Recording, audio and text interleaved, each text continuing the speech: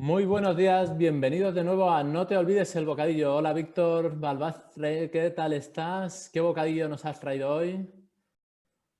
Pues muy bien, Jorge Mercadé, muchas gracias por tu interés sincero y espontáneo.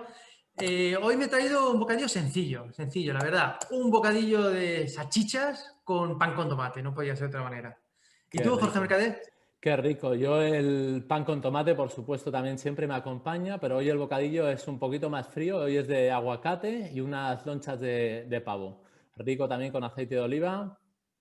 Así que, bueno, bienvenidos y no sé si a estas alturas todavía no sabes qué es No te olvides el bocadillo.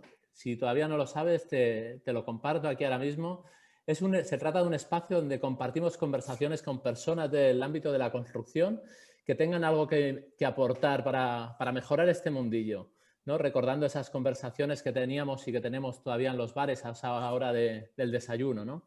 Y hoy nos acompaña con nosotros Agustí Jardí. Víctor, por favor, ¿nos presentas a Agustín?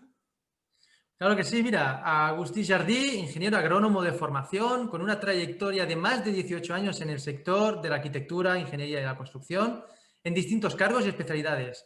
Miembro de las comisiones BIM, de ESBIM y Construim Futur, del ITEC, y actualmente ostenta el cargo de secretario del Colegio de Ingenieros Agrónomos de Cataluña. Además, su experiencia en ingeniería civil y obra pública, su pasión por las nuevas tecnologías, así como por su gran capacidad comunicativa, han servido de impulso para situar a Apogea en la vanguardia de la aplicación de herramientas BIM y metodologías colaborativas en proyectos de obra lineal. Ahora nos explicará. Bienvenido, Agustí. Muchas gracias a vosotros, tanto a Víctor y Jorge, sobre todo para invitarme a participar y la verdad, en lo que os pueda ayudar a aportar, a por lo menos explicar mi experiencia, pues será fantástico.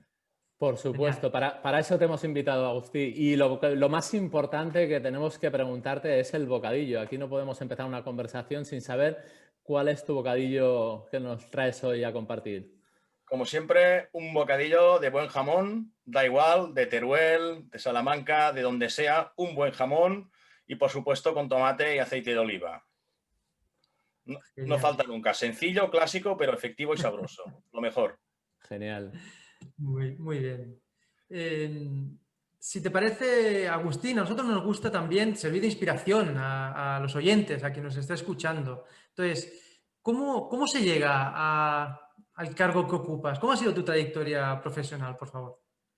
Yo creo que si la podría definir de alguna forma, mi trayectoria profesional es movido por la inquietud y por las ganas de aprender y sobre todo por no aburrirme, ¿no? Es decir, yo puedo destacar que mi trayectoria profesional está en dos casos, pues casi durante más de 12 años experiencia como jefe de obra, haciendo todo tipo de obras. Primero empecé construyendo campos de golf y luego en obra pública, y en obra pública pues desde hacer polígonos industriales, hacer plantas de tratamiento de residuos urbanos, sistemas de riego en grandes extensiones, autovías, también he participado en obras ferroviarias, es decir, he hecho un poco de comodín de todo. Y luego, pues la otra parte de bisagra, la otra parte diferente es que pues hará unos 7 años empecé a ilusionarme un poco por un tema de cambio, también porque pues, el sector estaba en una época un tanto muy crítica, como todos nosotros, pero también viendo que, o intuyendo, no lo sé decir, sobre todo estaba conectado con mi pasión, que son siempre utilizar las nuevas tecnologías, porque así no me aburro y me divierto, las cosas como sean.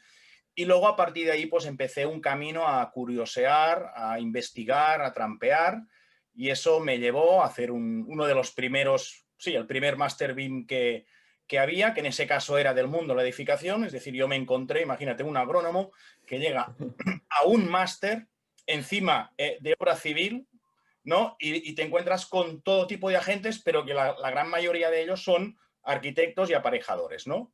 Y hablando de edificios, de BIM y de todo, pero evidentemente la filosofía a mí me encantaba, es decir, aquello me cambió la vida por la pasión, o sea, me lo tomé, me absorbió, me abdujo, como si hubieran venido unos extraterrestres y me hubieran pues cambiado el chip. Y luego pues con todas las fuerzas del mundo pues hice ese máster y mientras hacía ese máster tuve la suerte de conocer a lo que ahora son mis dos socios y iniciamos un proyecto empresarial. Y al iniciar ese proyecto empresarial, pues yo lo que digo, la cabra tira pa'l monte, ¿no? Y entonces me di cuenta de que estaba en la edificación empezando, pero que en el ámbito de la ingeniería civil o obra lineal estaba, pero nada, en bragas, ¿no? O sea, yo me gustaba tener un asfalto digital o un tubo de riego digital o digamos, un rail digital, ¿no?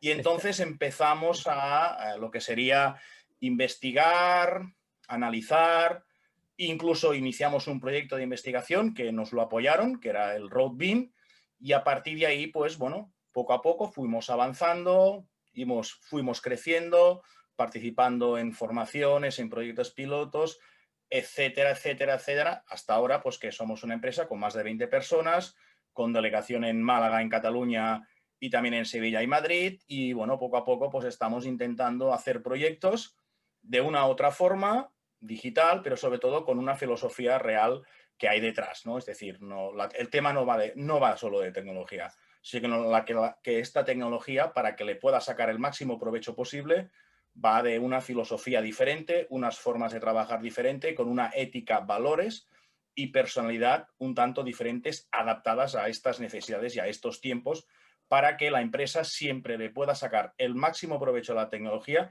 y sobre todo que nuestros clientes se den cuenta de que la tecnología es un vector, pero lo importante detrás son la forma de trabajar, de hacer, de pensar, de compartir, etcétera. Exactamente. Gracias, Agustín. Por esa misma razón estamos aquí y por eso se transmite, ¿no?, esa pasión que tienes por la tecnología, esa inquietud.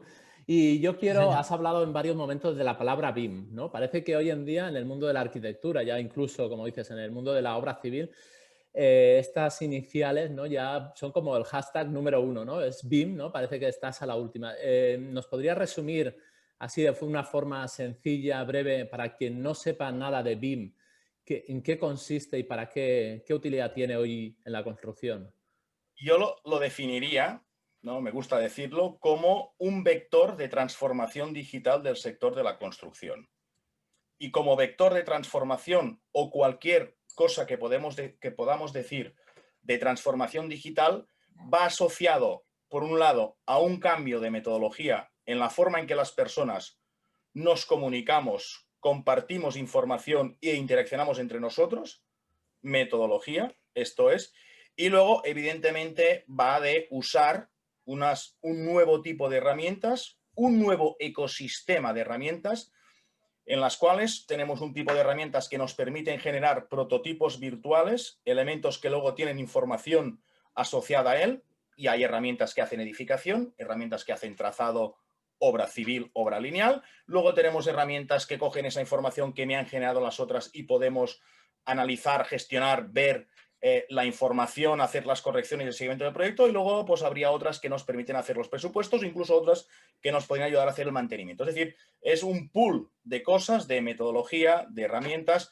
que al final lo que nos permiten es hacer un prototipo o un gemelo digital de esa construcción personalizada, porque cada obra es única, y a partir de ese prototipo, pues empezarlo a utilizar. Primero en la parte de proyecto, luego en la fase de construcción y por último en la fase de mantenimiento, que nos sirve siempre para tomar las mejores decisiones posibles.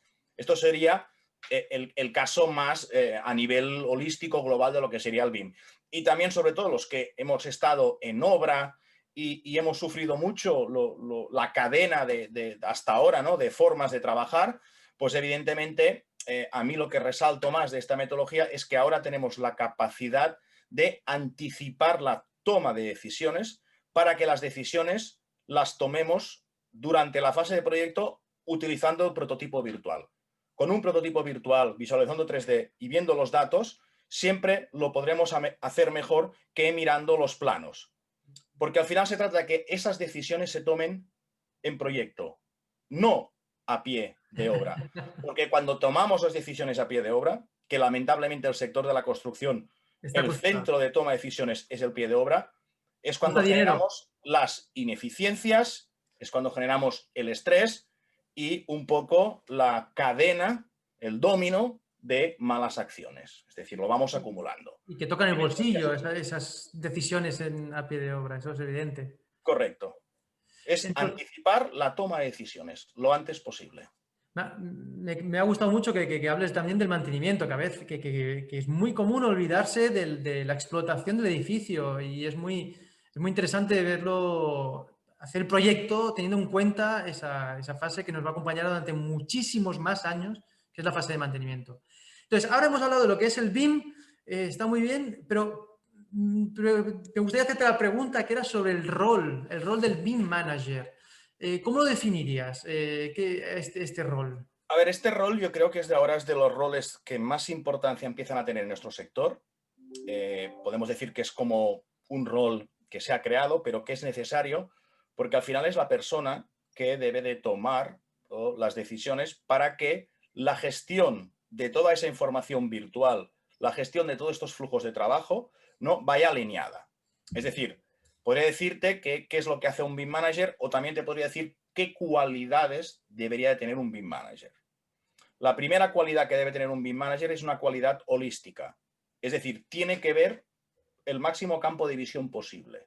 Tiene que visualizar las máximas etapas posibles y las máximas combinaciones posibles de interacciones entre personas y softwares. Claro, aquí, cuando digo esto, ¿qué pasa? Que debe de ser una persona que debe tener suficientes competencias y suficiente dominio de una herramienta de software. Es decir, debe de saber, primero, qué tipo de información es capaz de absorbir un software de un tipo o de otro, ¿no? Luego, qué tipo de circunstancias de trabajo implican. Sobre todo esto, cuando los que nos dedicamos más a lo que sería el ámbito de la ingeniería civil, esto todavía tiene más peso. Porque en la edificación, como hay una herramienta, no digo el nombre, que es heliocéntrica, todo va allí, esto sería otra cosa. En cambio, aquí lo que decir, no. En obra lineal, en obra civil, tenemos más piezas en el puzzle, con lo que tenemos un poco más de, digamos, dificultad de montar el encadenaje de piezas, ¿no? Y de saber que cuando tomas una decisión, pues si haces una autovía o tienes que hacer un proyecto en autovía, ojo, si dices una herramienta en vez de una B, que sepas que cuando tomas esta decisión, a lo mejor por los enlaces vas a perder, cada vez que hagas un enlace, más de 100 horas. Es decir, uno tiene que saber lo que implica cuando toma las decisiones. Luego tiene que saber cómo vamos transmitiendo la información. Y luego tiene que saber que la información que pone en el primer paso quizás es fundamental para el paso número 5. Por eso digo de la visión holística. Claro, al final, ¿qué pasa? Que debe de haber alguien que lidere el proyecto y que domine los espacios del medio. Porque al final cuando trabajamos, y es normal, la gente tiene unos roles y unas responsabilidades, ¿no? Rol A, rol B, y se crean silos o búnkers, como es normal, porque cada uno tiene su especialidad. Pero las personas, muchas de las personas que trabajan, no ven más allá de su búnker. Entonces, alguien le tiene que decir, oye, tú prepara esto porque el compañero del paso 5 va a necesitar esto como el aire que respira. Entonces, es ahí donde el BIM Manager dice, hay que hacer esto, por esto, y lo tienes que transmitir de esta forma o de otra. A mí me sorprende, Agustí, perdona que te interrumpa, porque me sorprende cómo todavía hoy el BIM, ¿no? Aplicado al ámbito de la infraestructura, ¿no? Que es un tema, yo me acuerdo cuando compartimos con Agustí, compartimos escuela en Lérida juntos, y allí yo ya, bueno, y Agustí supongo que también empezó a estudiar cosas de GIS, ¿no? De sistemas de información geográfica, ¿no? Que yo siempre he asociado con el BIM, ¿no? Cuando la primera vez que oí el BIM, digo, hostia, esto es un GIS en versión edificación, ¿no? Entonces, hostia, yo ya tengo unos años también y todavía hoy que se hable y que sea un tema novedoso en el sector de la infraestructura, a mí sinceramente todavía me sorprende, ¿no? Con todo lo que evoluciona la industria, ¿no? Me gustaría ver un poco que sacaras tu bola de cristal, Agustí, y nos dijeras un poco a ver hacia dónde ves ese futuro, hacia dónde intuyes que evoluciona todo esto. Es un mundo, es decir, en el ámbito de cuando utilizamos BIM y GIS ya digo BIM y GIS en el ámbito de un proyecto de infraestructura, o sea, BIM y GIS nos acompañan, conviven. Okay. O sea, por decir algo, ¿no? Cuando empezamos un proyecto, a día de hoy, ¿no? En la etapa de planificación inicial, ahora mismo disponemos de unas bases de datos de información alucinantes y acojonantes. Unos datos LIDARs con un nivel de precisión impensable Ojo, hace 10 años. Es decir, que podemos empezar a planificar nuestro proyecto descargándonos esta información de los diferentes portales gubernamentales, ojo, gratuitos para el contribuyente, que por eso lo paga, y luego nosotros tenemos la capacidad, utilizando propias herramientas de GIS, para procesar y adaptar esa información, limpiarla, adaptarla en nuestro contexto, en nuestro lienzo inicial de proyecto. Luego, cuando preparamos esa base de geoinformación, y cuando digo, puedo decir el terreno, una ortofoto, diferentes líneas de servicios afectados, espacios de protección de la Red Natura 2000, zonas de inundación, patrimonio, es decir, todos los inputs los tenemos ahí en los ingredientes y nos dibujan el lienzo inicial antes de empezar a encajar nuestros corredores, nuestras infraestructuras. O sea, ahí es primero, cojo información GIS, la adapto y la preparo. Y luego, gracias a esta preparación de contexto, lo que hago es preparo el lienzo para que con las nuevas herramientas, en base a ese GIS, yo empiezo a encajar los corredores y conviven. Luego, las propias herramientas de trazado, todas tienen un motor GIS por debajo. Y al final, a día de hoy, no nos vamos a engañar, el mantenimiento de las infraestructuras lineales, las herramientas de mantenimiento se nutren con GIS. Es decir, que cuando nosotros hemos terminado de hacer, hemos empezado por GIS, haciendo el proyecto, evidentemente lo hemos evolucionado a BIM con las formas de compartir, trabajar, y luego terminamos de hacer ese BIM+BIL en la parte de construcción. Por una parte, yo puedo entregar el modelo BIM+BIM de mi carretera muy bonito, muy BIM Hollywood, con todos los datos, pero por la otra parte le puedo decir a la herramienta, oye, mándame los datos de GIS con el eje, con las señales, con las líneas de expropiación, con todo, porque esos datos son los que me van a servir a mi herramienta de mantenimiento de infraestructura lineal basada en GIS para hacer la operación. Es decir, BIM y GIS van de la mano constantemente. Me apoyo con él, porque al final es la forma eficiente, ¿no?, de, digamos, integrar toda la información. Y más otra cosa, es decir, a nivel de infraestructura lineal, ahora empezamos a utilizar el BIM, sobre todo aquí en la zona de Cataluña, ¿no?, a nivel de que todos los nuevos proyectos que se hacen BIM+BIL final. Pero aquí tenemos 6.000 kilómetros de carreteras por parte de la Generalitat, otros tantos de las diputaciones. Es decir, no vamos a hacer un modelo BIM de todo. El margen de mejora es impresionante, está claro. Que potenciar ese GIS, y así me consta, ¿no?, por un poco por donde estoy metido, que se empieza a utilizar la iniciativa de empezar a utilizar datos de GIS para trabajar, para mejorar ese mantenimiento. Que es diferente a lo que sería el ámbito de la edificación. Pero convivimos BIM y GIS porque estamos gestionando no un edificio, sino una obra lineal, hay que geoposicionarla y hay que trabajar de otras formas. Y eso también es lo bueno, ¿no?, cuando estamos haciendo proyectos de infraestructura, porque en el puzzle, pues en este puzzle tan apasionante de herramientas, de pools y de capacidades, pues tienes dos piezas más de GIS, ¿no?, al inicio y al final, y durante él también. O sea, esta forma parte. Luego, ¿qué pasa? Que la gente de GIS se ha dado cuenta de que también como trabaja, necesita BIM en cuanto a forma y metodología de trabajar, es decir, cómo preciso los datos, cómo los comparto, cómo los valido, etcétera, ¿no? Y la gente de BIM en infraestructuras necesita GIS por estas puntas que os he comentado. Es decir, al final convivimos, ¿no? Y también hay iniciativa de formatos intermedios, ¿no? Una especie de combinación BIM-GIS, o el CityGML, o aproximaciones que se quieren hacer en estándares, un poco tener un binomio y englobar una Smart City, ¿no? Ni tanto ni tampoco. Y ya empiezan a haber GIS 3D, bueno, poco a poco. Y esto irá creciendo. Al final es gestionar un gemelo digital de grandes espacios de terreno, ni más ni menos. Y es esta convivencia la que nos permite tirar adelante. Como ves, querido oyente, la pasión de Agustí es infinita. Podría estar hablando de estas nuevas tecnologías, estas combinaciones de las diferentes posibilidades que encontramos hoy en día hasta mañana, yo creo. Entonces, aquí también, en No te olvides de Bocadillo, nos gusta también contar con la opinión del oyente, con las anécdotas del oyente. Así que si tenéis cualquier tema a comentar con nosotros, os gustaría compartir con nosotros, en la descripción del programa encontraréis el teléfono donde podéis enviar vuestro WhatsApp o el correo electrónico, como prefiráis. Y hoy tenemos, precisamente, para comentar con Agustí, tenemos una pregunta que nos hace Xavi Pérez, que es arquitecto técnico y precisamente trabaja con BIM. Y nos dice, querido Víctor, dice, utilizamos BIM en nuestro despacho, pero tenemos un problema. Dice, cuando presentamos los planos para obtener una licencia municipal, es muy común que después debemos cambiar muchas cosas. Prácticamente te obligan a rehacer la maqueta BIM con las propuestas de cambio que te obligan a hacer.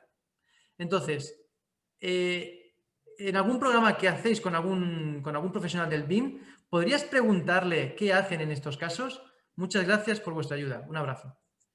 Entonces, ¿qué pasa con este proyecto previo que presentamos a la administración pública, que luego ellos tienen que dar su opinión y claro, eso te obliga luego a rehacer? Entonces, en ese caso, ¿cómo se puede gestionar? Bueno, en este caso quizás es uno de los puntos fuertes de lo que tienen estos nuevos programas BIM de edificación, ¿no? Los de trazado ya lo tenían desde hace muchos años, que es que, a ver, cuando le pasa esto en las etapas de anteproyecto, proyecto básico, es que yo le recomiendo directamente que empiece ya con el BIM, ¿no? Porque muchas veces el BIM o el BIM de instalaciones o el BIM de algo se empieza en la fase de proyecto ejecutivo.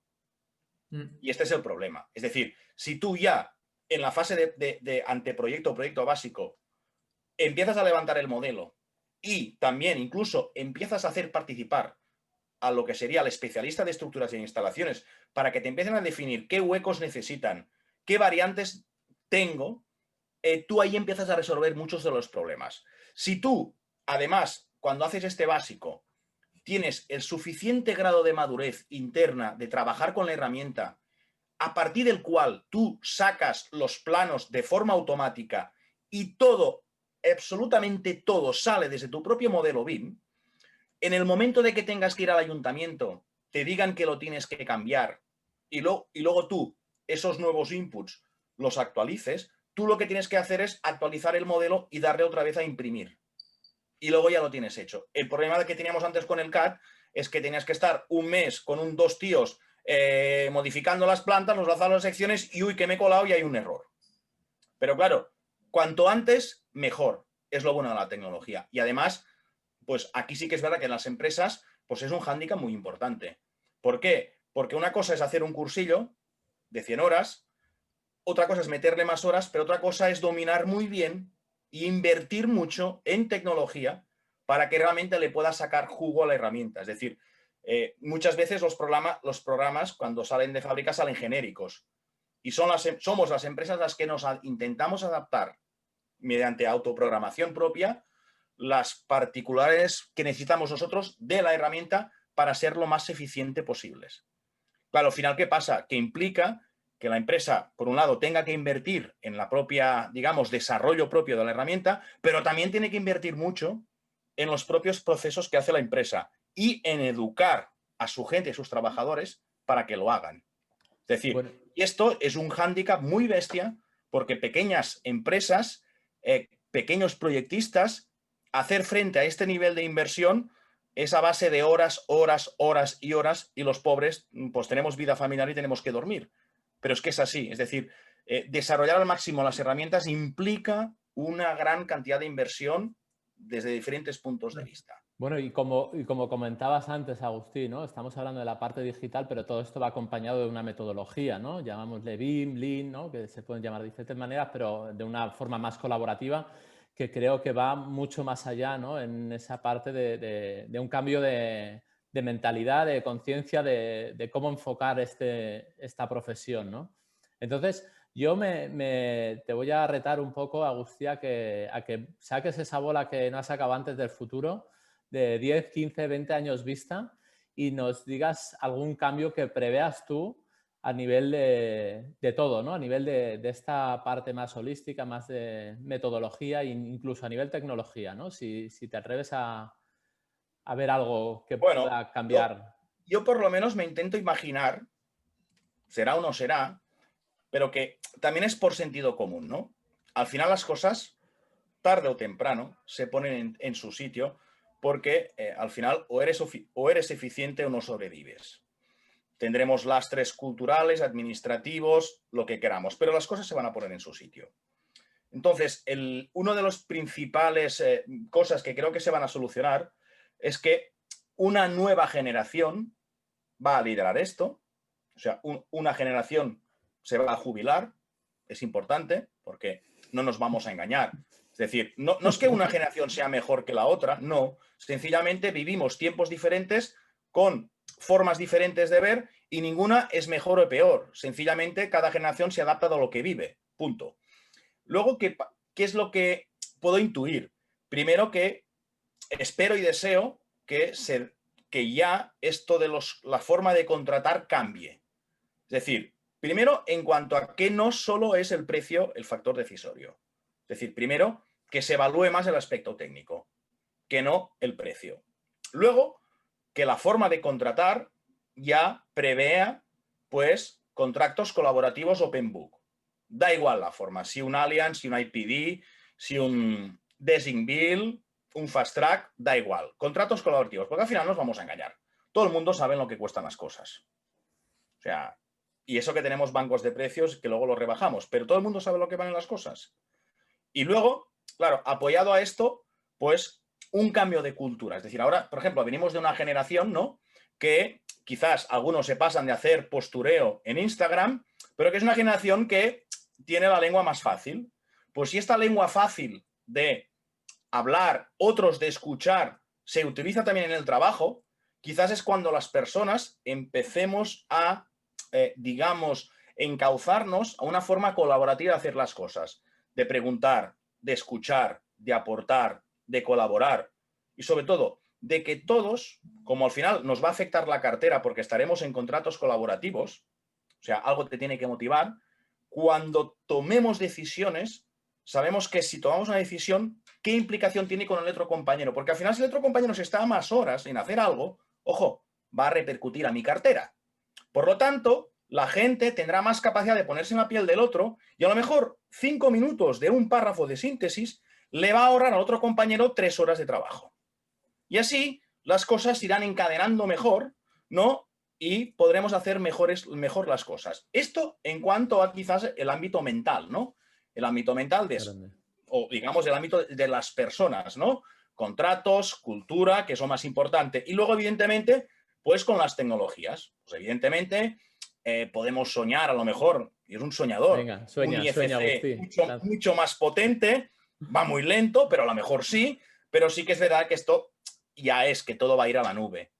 Todo va a ir a la nube, en las obras a lo mejor tendremos un super 5G y tendremos cobertura, a lo mejor, ¿no? Y bueno, vamos a utilizar la tecnología, pues estará mejor desarrollada en el ámbito de la colaboración, en el ámbito de modelos en la nube, en el ámbito de que las empresas dispondrán de RPs, de elemento que toco, que veo, que hago clic, automáticamente se pasa a facturar, que está controlado, control de calidad, es decir, una tecnología también que va a seguir acompañado de lo que es el cambio de cultura.